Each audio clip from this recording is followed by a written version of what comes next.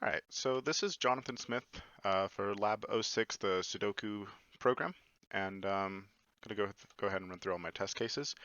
Go ahead and I imported my Sudoku board.txt, and that's what it looks like. It may not have the complete rules because I've been messing with it so much, so some things may be broken from when I was establishing the rules.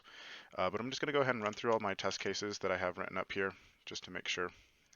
So we're going to first test to make sure that the user inputs something that's an actual valid number for the choices, and we're going to want to change the coordinate next. And so we want to do reverse coordinate. So say for instance 2b.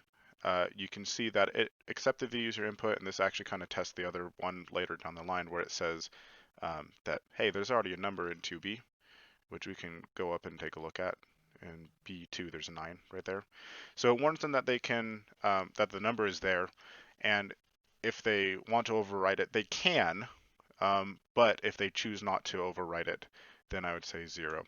I didn't know how or if I was supposed to make it so the user can't touch any of the numbers that were in the file when they imported it. Um, so instead, I decided just to give them a warning to say like, hey, you're overwriting something, be warned.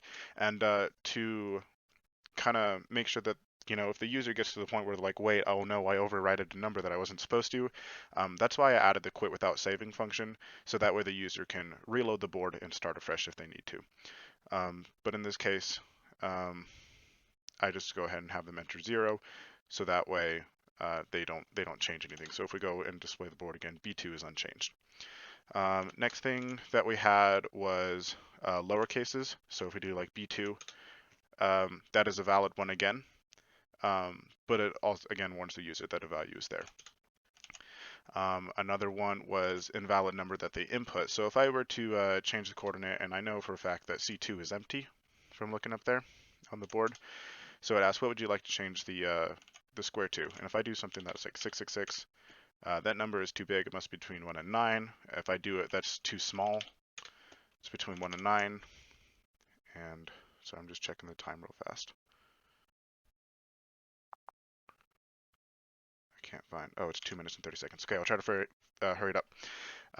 So it's negative 666. After that, square is already filled. We tested that already. And now we're going to do, we're testing all the cases, going to go through them fast. 3 is already there in the row and column.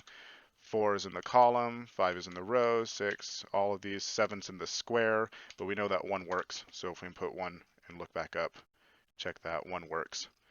And then I believe that was the last one. Thanks.